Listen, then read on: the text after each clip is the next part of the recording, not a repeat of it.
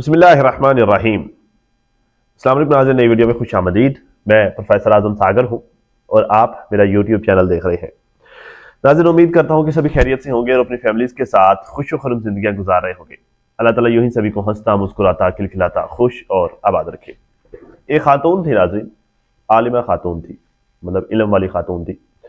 और वो एक जलसे में खड़ी होकर खिताब कर रही थी, बयान कर रही थी और दूसरी शादी के मौजू पर वो लेक्चर दे रही थी। मतलब दूसरी शादी को वो अच्छा बता रही थी, नेकी का काम बता रही थी, सवाब का काम बता रही थी, सोसाइटी के लिए अच्छा बता रही थी, शरई तौर पर उसके उस हवाले से जो मतलब शरअ जिस तरह से इजाज़त देती है वो सारा कुछ वो बता रही थी। ठीक है, अब उसने जो है एक लंबा चौड़ा लेक्चर दिया उस पर और ख़वातीन जो है वो आंखें साफ कर रही थी। मतलब इतना उसका वो रिक्कत अमेज उसका स्टेटमेंट था, उसका बयान था कि सुनने वाले जो है वो बड़े इमोशनल हो रहे थे और अपनी आंखें वो साफ कर रही थी ख़वातीन कि ये खातून कितना बड़ा ज़र्फ रखती है, कितना बड़ा दिल रखती है कि ये खुद एक बीवी होते हुए मर्दों के दूसरी शादी को प्रमोट कर रही है। ठीक है, मतलब लोग उसको बड़ा अच्छा कह रहे थे। तो अच्छा, इसी सिलसिले में ये हुआ कि एक खातून उसी हजूम से निकल कर आई और आकर उस आलिमा खातून से पूछती है कि आप वाकई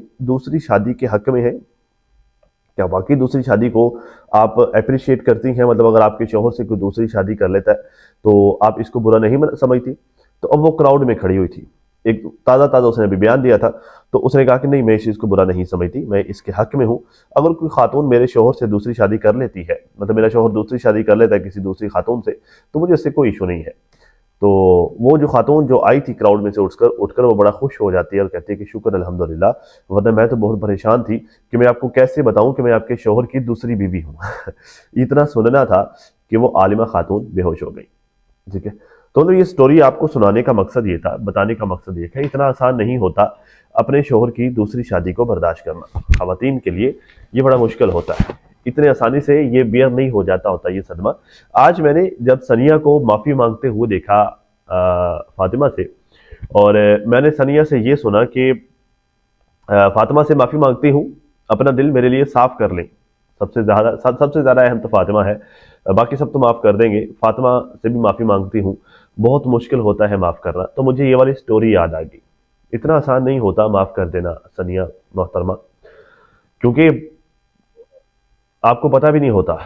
मतलब आप अपनी तरफ से अपने शौहर के लिए वो सब कुछ कर रहे होती हैं जो एक बीवी अपने शौहर के लिए करती है। ठीक है, आप उसकी खिदमत कर रही होती हैं, उसकी केयर कर रही होती हैं, उसका ख्याल रख रही होती हैं। ठीक है, वो सारा कुछ आप अपने शौहर के लिए कर रही होती हैं और पता भी नहीं चलता कि कब एकदम से वो एक दूसरी को लाकर आपके सर पर बिठा देता है। और जब ये वाला इंसिडेंट होता है ना, तो ये बड़ा तकलीफ देह होता है, ये जानलेवा होता है खवातीन के लिए। ठीक है, आप बड़ी आसानी से कह रही हैं कि आप जो है वो मुझे माफ़ कर दें, इतना आसान नहीं होता। ठीक है ना। खैर, ये हालात हैं, ये सिचुएशन। बाकी इस पर बात करते हैं। डीडी की आज सुबह वाली वीडियो जो मैंने देखी, फिर कल बाबर ने भी बताया था कि डीडी बीमार था, हॉस्पिटल लेकर गए, उसको कुछ टेस्ट वगैरह हुए, सीटी स्कैन वगैरह उन्होंने किया और एक और टेस्ट वो करवाना चाह रहे थे। उस टेस्ट से इन लोगों ने इनकार कर दिया। उस टेस्ट को करने के लिए वो लोग ऐसे सिग्नेचर मांग रहे थे इनसे, तो इन्होंने वो वाला टेस्ट जो है वो नहीं करने दिया। तो मैंने जो है वो डीडी की वीडियो के नीचे कॉमेंट रीड किया, जिसमें उन्होंने लिखा हुआ था एक खातून ने कि यार जहालत कितनी नुकसानदेह चीज़ है कि जो वो टेस्ट जो वो करना चाह रहे थे, एक्चुअली वो टेस्ट नुकसानदेह नहीं होता, ना ही डेंजरस होता है। ठीक है, तो इनको पता नहीं था, जहालत की वजह से वो टेस्ट जो कि अच्छा खासा महंगा होता है, उस टेस्ट को करवाने से इनकार कर दिया। एक्चुअली वो टेस्ट था क्या, कौन सा टेस्ट था? वो इसका एमआरआई करना चाह रहे थे। एमआरआई का आपको पता है, एमआरआई एक जो वो सीटी स्कैन की तरह का ही एक टेस्ट होता है। मतलब वो ये मैग्नेटिक फोर्स के साथ, मैग्नेटिक फील्ड के साथ, वो तो उसी तरह की मशीन होती है जैसे सीटी स्कैन की मशीन होती है वो बड़े वाली। ठीक है, उसी के अंदर जो है वो पूरी बॉडी इंसान की गुजारी जाती है उसके अंदर से, और वो मैग्नेटिक फील्ड के थ्रू इंसान की पूरी बॉडी का वो अक्स ले लेती है। ठीक है, ये काम सेम वो जो एक्सरे मशीन काम करती है ना, सेम उसी तरह का काम होता है। लेकिन एक्सरे मशीन हमारी बोन्स का अक्स लेती है, इमेज लेती है हमारी हड्डियों का। ठीक है, मतलब कैल्शियम जो हमारे जिस्म में मौजूद होती है वो उसका इमेज लेती है। लेकिन जो एमआरआई मशीन होती है, एमआरआई जब किया जाता है ना, तो ये हमारे पट्ठों, हमारे जिस्म में मौजूद पट्ठों का, वेन्स का, ठीक है, और हड्डियों का भी ऑफकोर्स, इन सारी चीजों का वो एक साथ इमेज ले लेते हैं। मतलब हमारी बॉडी का मास को छोड़कर, ऊपर वाली स्किन को छोड़कर, अंदर जो कुछ होता है ना, वो सब के सब का इमेज बनाकर दे देती है। और ये आमतौर पर एमआरआई जो किया जाता है ये आमतौर पर जो है वेन की ब्लॉकेज चेक करने के लिए, कहीं को खून जमा हुआ है, कहीं को खून का लोथड़ा बना हुआ है, इस तरह का कोई इशू है, या फिर कैंसर वगैरह बन रहा है अंदर, कोई इस तरह की चीज़ बन रही है, ये उसको जो है वो ढूंढने के लिए, उसको पकड़ने के लिए ये एमआरआई किया जाता है। डीडी को डॉक्टर्स ने ये बताया था कि इसको जो है वो फालिज का खतरा है, ठीक है। जो कि फालिज होता है कि दिमाग वेन में कोई यहाँ पर करके एक वेन होती है, एक रग होती है, जो मतलब ब्रस्ट हो जाती है या फिर जो है वो ब्लॉक हो जाती है, जिस वजह से पूरी की पूरी साइड रुक जाती है, या आमतौर पर लोगों का ये वाला जबड़ा जो टेढ़ा हो जाता है या फिर रुक जाता है, इस तरह की चीजें होती है, फालिज का अटैक होता है। तो उसी सिलसिले में वो उसका एमआरआई करना चाह रहे थे। अब एमआरआई करने के लिए एक जो है वो लिक्विड इंजेक्ट किया जाता है बॉडी में, methane methane methane gas, methane liquid, methane gas होती है, जहर है, वो लिक्विड फॉर्म में होती है, उसको बॉडी में इंजेक्ट किया जाता है। अब मीथेन गैस की अब मैं ये लेक्चर ही देने बैठ गया हूँ, बट ये बताना जरूरी है क्योंकि इन्होंने अपनी लाइलमी की वजह से अच्छा खासा महंगा टेस्ट, जिसका कोई नुकसान नहीं है, जो हो जाता तो अच्छा था। मतलब अगर हो जाता ना तो इनको जो है वो एटलीस्ट पता चल जाता कि जो मतलब डॉक्टर्स, जहर अब डॉक्टर्स का पैनल है, वो एक खदशे का इजहार कर रहे हैं, तो खाम खा तो नहीं ना कर रहे हैं, ठीक है। मतलब उनको कोई डीडी के साथ दुश्मनी तो नहीं है, ठीक है। तो इन्होंने अपनी लाइलमी की वजह से क्या मिस किया है, मैं वो आपको बता दूं, ठीक है। तो वो मिथेन गैस लिक्विड फॉर्म में वो बॉडी में इंजेक्ट की जाती है, क्योंकि वो ठंडी होती है, बहुत ज्यादा ठंडी होती है। अब मैग्नेटिक फोर्स, मैग्नेटिक फील्ड जो ज्यादा अच्छा एक्ट करती है ना, वो डाउन टेम्परेचर पर ज्यादा बेटर परफॉर्म करती है, ठीक है। इसलिए इंसान, अब मिथेन गैस जो है वो लिक्विड फॉर्म में जब इंसान की बॉडी में वो इंजेक्ट की जाती है, वो डेंजरस नहीं होती, इंसानी जिस्म के लिए डेंजरस नहीं होती, ठीक है। लेकिन जो है वो बेटर रिजल्ट देती है उस एमआरआई मशीन को, बेटर रिजल्ट लेने के लिए, इस मकसद के लिए वो बॉडी में इंजेक्ट की जाती है। दैट्स इट, ये मकसद होता है उसका। और ये एमआरआई इस मकसद के लिए होता है। वो एमआरआई करना चाह रहे थे इसका, इसको चूंकि फालिज का खतरा था तो वो ये करना चाह रहे थे, इन्होंने करवाया नहीं अपनी लालमी की वजह से, तो ये मिस किया इन्होंने एक्चुअली, ठीक है। तो वो कहते हैं ना कि आ, वो लाइलमी जो होती है ना, लाइलमी वो बड़ी नेमत होती है, ठीक है। जिसे पता ही नहीं है ना, तो उसको टेंशन भी नहीं होती कि उसने क्या पाया क्या खोया है।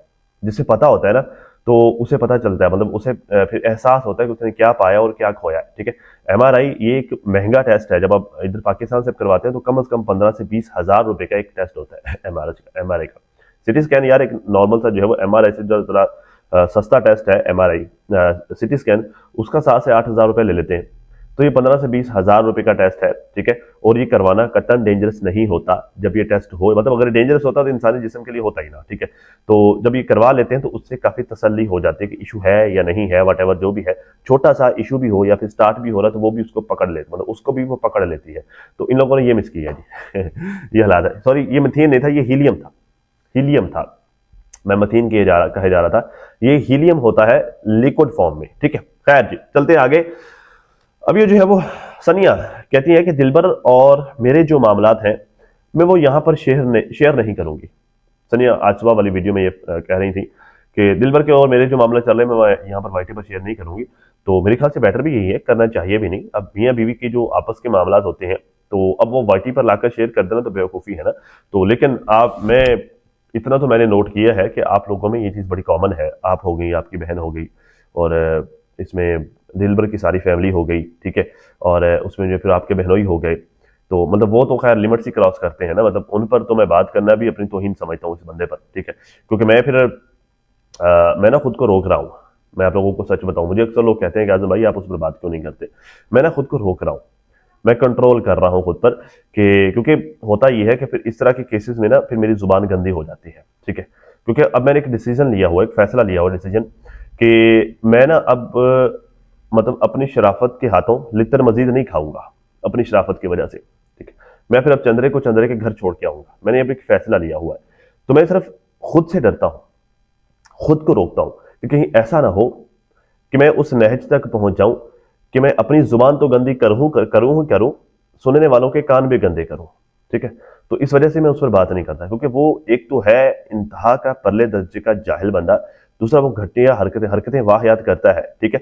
फिर ऊपर से वो बदतमीजी भी करता है, फिर ऊपर से वो चवलें भी मारता है। फिर जो इस तरह का बंदा होता है ना, उसे जो है वो हाथों से नहीं, उसे मुक्कों से और लातों से जो उसे निपटा जाता है, ठीक है।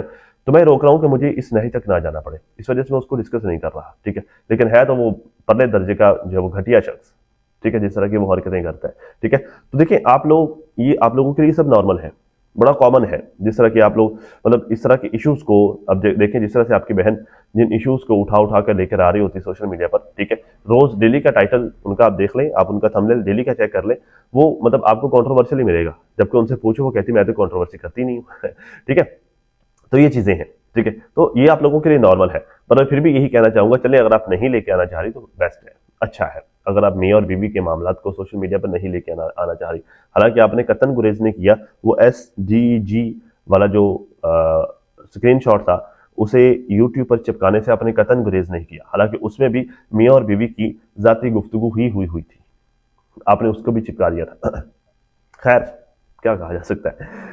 खैर कहती है कि वो मैं यहाँ पर शेयर नहीं करूंगी, वो मेरा भी शौहर है, मुझे भी दुख होता है जिस तरह की उसकी हालत है।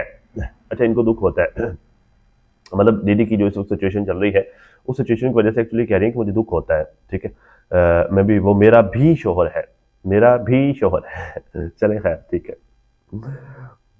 ओके जी, फिर कहती है कि मैं अपनी और उसकी ऐसी बातें यहाँ शेयर नहीं करना चाहती, वो घर से बाहर या किसी सफर में होते हैं तो मुझे उनकी फिक्र होती है, बाकियों को भी होती होगी, बट मैं अपनी बात कर रही हूँ। बाज नहीं आएंगी, मतलब ये टोंट मारती है ना, बात बात पे टोंट मारती है, मतलब बाकियों को भी होती होगी, फातिमा को भी होती होगी, ठीक है। तो जरा वो भी उसकी बीवी है, जैसे मैं भी उसकी बीवी हूँ, वैसे वो भी उसकी बीवी है, उसको भी होती होगी। तो लेकिन मुझे उसकी फिक्र होती है, मैं अपना बता रही हूँ, ठीक है। तो बाकी जो है वो मैं किसी को कुछ नहीं कहती भैया, अब जिक्र ही क्यों करती हैं, जरूरत क्या पड़ी हुई है? अपने घर में खुश है, आप अपने घर में खुश है, जरूरत क्या पड़ी हुई है? मतलब मेरा नहीं ख्याल कि अगर वो आपको कुछ नहीं कहती तो आपको बदले में कुछ कहना चाहिए, मतलब वो आपको कुछ नहीं कहती तो आपको कुछ कहना चाहिए, मेरा नहीं ख्याल, ठीक है। मतलब वो तो आकर जो है वो अपनी ही सफाइयां, मतलब फातिमा की जब मैं वीडियो देखता तो अपनी ही सफाइयां दे रही होती, मतलब मुझे जिस तरह की वो सफाइयां दे रही होती ना, मुझे उसकी समझ ही नहीं आती। वे बस कमेंट कर रहे होते हैं, उनको आकर सफाइयां दे रही होती, मतलब उसकी अच्छी चीज ये है कि वो बदतमीजी नहीं करती, ठीक है। तो इस वजह से उसको लोग कुछ कहते भी नहीं है, वो लोग उसको कमेंट्स करते हैं, उसे शिकवे करते हैं, वो आपका रिस्पॉन्स कर देती है, मतलब वो उन शिकायतों को दूर कर देती है, एक्सप्लेनेशन दे देती है, वजाहत दे देती है। तो लेकिन आपके बारे में बात करते मैंने उसे बहुत कम सुना है। शायद मैंने देखा है कि वो जब आपको आपका नाम लेकर बात कर रही हो या आपको वैसे जो है वो छुपे हुए अल्फाज में आपके ऊपर बात कर रही हो, मैंने शायद ही देखा, उसको कम ही देखा है, ठीक है। लेकिन आपका जो अंदाज है ना बात करने का, मेरे ख्याल से इसको थोड़ा बदलने की जरूरत है। तो आप कहते हैं कि और भी करते होंगे, ठीक है, तो डायरेक्ट फिंगर उसी की जानब जा रही है, देखने वाला सुनने वाला समझ लेता है, ठीक है, बात कहाँ जा रही है। खैर कहती है कि मुझे उसकी फिक्र होती है, बाकियों को भी होती होगी, बट मैं अपनी बात कर रही हूँ, मैं यहाँ किसी को जतरा नहीं रही ठीक है आप कहती हैं तो मैं मान लेता हूँ कि आप किसी को नहीं जतला रही, चले मैं मान लेता हूँ, अब मैं और क्या कहूँ ठीक है। मतलब जो है वो पता नहीं ये किल्ली है ना ये अलिफ है ना ये पेंसिल है, ये किल्ली है, ठीक है, मान लेते हैं कि ये किल्ली है, चले और क्या कह सकते हैं।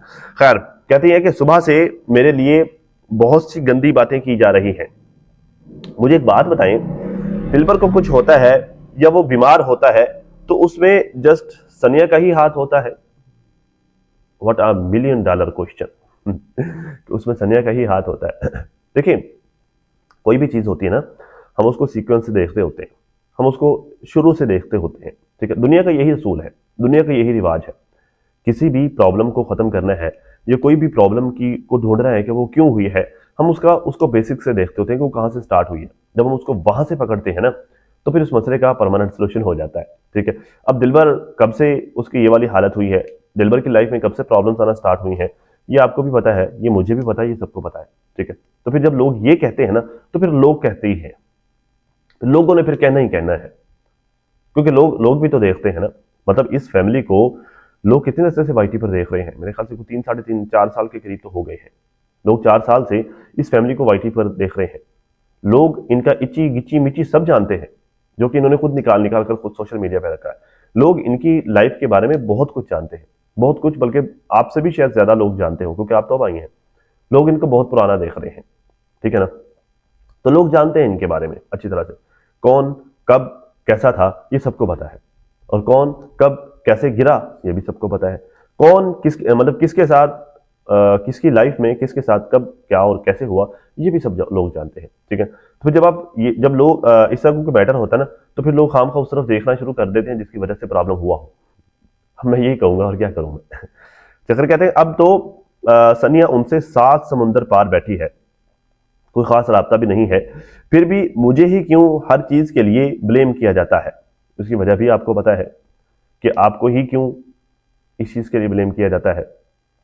अच्छा, एक और चीज भी है, मतलब मैं मैं कोई ब्लेम नहीं लगा रहा, ना मैं कोई इल्जाम लगा रहा हूँ। ठीक है, मतलब हुआ आई एम मैं ये सारा कुछ करने वाला, लेकिन लोग कहते हैं, मतलब लोग कमेंट भी करते हैं, लोग वीडियोस में भी ये कह रहे होते हैं, लोग आपके ऊपर, पता है लोग आपको क्यों इन सारी चीज़ों के साथ रिलेट करते हैं, क्योंकि आपके ऊपर ये ब्लेम है, मतलब मैंने नहीं लगाया, ना मैं लगाता हूँ ना मैं लगाऊंगा। ठीक है, लेकिन आपके ऊपर ये ब्लेम है कि आपका हाथ था आसिम के मर्डर में। ठीक है, मतलब मैं नहीं कह रहा, लोग कहते हैं। ठीक है, तो जब लोग कहते हैं तो इस वजह से, लोगों के कहने की वजह से बाकी लोग बाकी चीजों में भी आप पर शक करते हैं। ठीक है, एसडीजे वाला जो मैटर, मतलब देखिए इस चीज का दिलवर ने कन्फेस किया था अपनी वीडियो में आके खुद, जब वो मुझे गालियां दे रहा था, उसने खुद कन्फेस किया था कि एसडीजी वाला मैटर सच्चा है। ठीक है, उसने मुझे गाली देकर बाकायदा ये बात बताई थी कि हाँ हाँ ठीक है, हाँ था हमारा अफेयर, तो तुम क्या करोगे। उसने खुद कन्फेस किया था, ये बात सबको पता है। उस वीडियो को कम से कम जो है वो 1 से 1.5 लाख लोगों ने देखा था उस वीडियो को। ठीक है, या शायद जो है वो इससे कम लोगों ने या फिर इससे ज्यादा ने देखा हो। उस वीडियो को बहुत सारे लोगों ने देखा था, जिसमें दिलबर ने ये कन्फेस किया था कि था हमारा रिलेशन। और जब रिलेशन था उस वक्त आसिम जिंदा था। ठीक है, तो जब लोग ये वाली चीजें देखते हैं ना, इस वाले पैटर्न को लेके चलते हैं, तो फिर आकर लोग खाम खा कड़ियां आपके साथ जोड़ देते हैं। आई डोंट नो वाई, वो ऐसा क्यों करते हैं मुझे नहीं पता, मैं कुछ नहीं कहूंगा, मतलब मैं अपने तौर पर कुछ नहीं कहूंगा। खैर जी, कहती हैं कि 7 समुंदर पास बैठी है, कोई रास्ता भी नहीं है, फिर भी मुझे ही क्यों हर चीज के लिए ब्लेम किया जाता है। मुझे समझ नहीं आती कि चलो मैं उनके पास होती तो फिर तो मुझ पर ब्लेम लगाया जाता। मुझे अजीब लगता है, मुझे अजीब लगती हैं ये चीजें। चलो मैं पास होती, चलो फिर तो आप ब्लेम लगाते कि मैंने मेडिसिन दी है, लेकिन मैं पास नहीं हूं, मैं दूर हूं। तो आसिम के बारे में पता क्या लोग कहते हैं, उसको स्लो पॉइजन दिया गया था। आसिम के बारे में लोग ये कहते हैं, मैं नहीं कहता, लोग कहते हैं। ठीक है, खैर, दिलबर साहब को माफी मिल सकती है तो मुझे क्यों नहीं। हाँ, ये आपने वैलिड क्वेश्चन किया, दिलबर को माफी मिल सकती है मुझे क्यों नहीं। फर्स्ट, दिलबर को पब्लिक ने माफ नहीं किया, एक चीज। ठीक है, दूसरी चीज, अगर अच्छा पहली चीज पर ये अभी आ जाए, अगर डीडी को पब्लिक ने माफ किया होता तो डीडी के व्यूज आप बीबी के बराबर पाते। बाबर के व्यूज कितने हैं, वो same video, same incident, same place, same situation, सब सेम है। बाबर के 41,000 जब मैंने देखी थी, इस वक्त तो ज्यादा होंगे। बाबर के 41,000, दिलबर के कितने, 4,000 उस वक्त। अभी चलो 8 हो गए होंगे, चलो 10 हो गए होंगे। ठीक है, कितना फर्क है। पब्लिक ने अभी डीडी को माफ नहीं किया, एक चीज। दूसरी बात, आप औरत हैं, आपके ऊपर जिम्मेदारी आयद होती थी किसी दूसरी औरत के इमोशंस की, किसी दूसरी औरत के जज्बात की, आपके ऊपर जिम्मेदारी आयद होती थी। एक मर्द कभी भी औरत को उस तरह से नहीं समझ सकता जिस तरह से एक औरत दूसरी औरत को समझ सकती है। मर्द नहीं समझ सकता उस तरह से। आपकी जिम्मेदारी थी, आपको सोचना था, आपको ये फैसला करना था कि अगर आसिम साहब, अल्लाह उनकी मग़फ़िरत फरमाए, अगर वो अपनी जिंदगी में आपके ऊपर लाकर सौतन बिठाते तो आपको क्या फील होता, क्या बीतती आपके ऊपर। क्या आप उस सौतन को माफ कर पाती? हुँ? और क्या उस सौतन को जो लोग आपसे मोहब्बत करते हैं वो कभी माफ करते?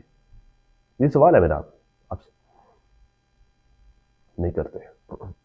ये वजह है, डीडी को माफी मिल सकती है, आपको माफी नहीं मिलती। मतलब मैं कौन होता हूँ माफ करने वाला, मतलब मैं तो एक इलेक्शनिस्ट हूँ। मेरा आपके साथ कोई फड्डा नहीं है, कोई इशू नहीं मेरा आपके साथ। मैं जस्ट अपनी बात करता हूँ, मैं जस्ट जो देखता हूँ वो मैं डिस्कस करता हूँ। जातियत को मैं लेके नहीं आता बीच में, मैं सिर्फ पब्लिक का ओपिनियन देखता हूँ। पब्लिक क्या ओपिनियन दे रही है वो मैं आगे ट्रांसफर कर देता हूँ, दैट्स इट। सिंपली मेरा ये काम है, मैं जाती बात करता ही नहीं हूँ। माजूद खा हूँ, मेरा गला काफ़ी ख़राब है और मुझे बोलने में भी प्रॉब्लम हो रही है। और सर्दी जो है वो डे बाय डे, अभी मौसम मुसलसल चेंज हो रहा है और अभी मैं प्रॉपर ठीक भी नहीं हुआ। खैर, तो कहती है कि मैं भी इंसान हूँ यार, मुझे भी तकलीफ होती है।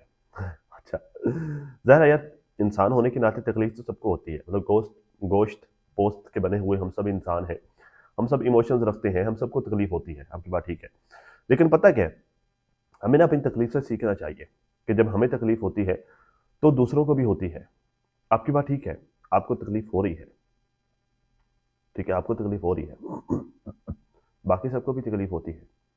जिसका आप नाम नहीं लेती लेकिन बात कर जाती है उसको भी तकलीफ होती है, सबको तकलीफ होती है, ठीक है।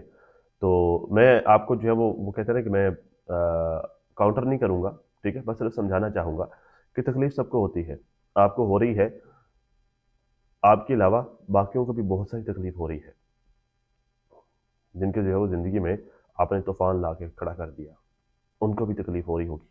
सारा तकलीफ तो होती है, फिर सबको होती है।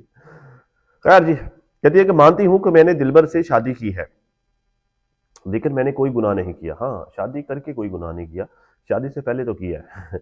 ये तो दिलबर ने कन्फेस किया है, मैं कुछ नहीं कहूँगा, दिलबर ने खुद कन्फेस किया है, ठीक है। शादी से पहले तो किया है, ठीक है। उसमें कहती हैं कि मैंने इस चीज़ को छुपा कर नहीं रखा।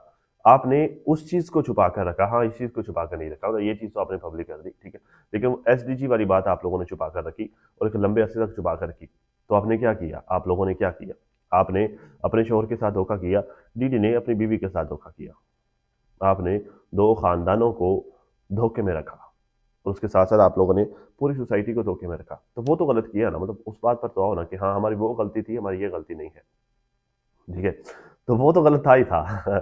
ये गलत है या नहीं मैं उस पर नहीं पड़ता, ज़रा नहीं है, दूसरी शादी करना गलत नहीं है, ठीक है। लेकिन जो है वो दूसरी शादी करने का जो है वो एक तरीका होता है, मतलब जो है वो अल्लाह ताला की ज़ात मशरूत इजाज़त देती है, मशरूत इजाज़त, ठीक है। तो उस पर उस हवाले से आप जो है कुरान पाक पढ़ लीजिएगा, आपको आइडिया हो जाएगा, ठीक है। खैर, फातिमा से माफ़ी मांगती हूँ, अपना दिल मेरे लिए साफ कर लें, बहुत मुश्किल होता है माफ़ करना, इसमें मैं पहले डिस्कस कर चुका हूँ। तो ये बहुत मुश्किल होता है जी माफ़ करना, इतना आसान नहीं होता माफ़ कर देना।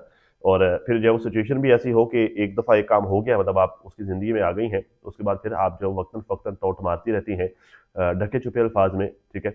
पता क्या है, कुछ लोग ना, उनका बात करने का अंदाज ऐसा होता है कि वो बातें इस तरह से कर जाते हैं और इतनी सारी ऐसी ऐसी कर जाते हैं कि देखने वाला सुनने वाला सब समझ रहा होता है, ठीक है, बस वही नहीं समझ रहे होते कि हमने क्या कह दिया है, ठीक है। या शायद वो समझ कर भी ना समझ बन रहे होते हैं कि हमने क्या कह दिया है, हमने क्या कर दिया है। वो एट दिन कह रहे कि हम सानू की मैं तो कुछ किया ही नहीं, मतलब मीनू का तो फड़ी खड़े हो, हैं? मीनू क्यों कुछ कह रहे हो, मैं तो कुछ किया ही नहीं। मैं तो शरीफ हाँ, मैं सीधा साधा मासूम बंदा, मैं तो कुछ भी नहीं किया। जबकि वो सारा कुछ करके बैठा होता है, ठीक है। तो ये हालात होते हैं। खैर जी, अल्लाह ताला सबको हिदायत दे, अल्लाह सबको अपने हिफ्ज़ ईमान में रखे। और अब तक के लिए नाज़रीन इतना ही, अपना और अपनी फैमिली का बहुत ज़्यादा ख्याल रखिएगा और साथ अपनी दुआ में मुझे भी लाजमी याद रखिएगा। मिलते हैं किसी नई वीडियो में, तब तक के लिए अल्लाह हाफ़िज़।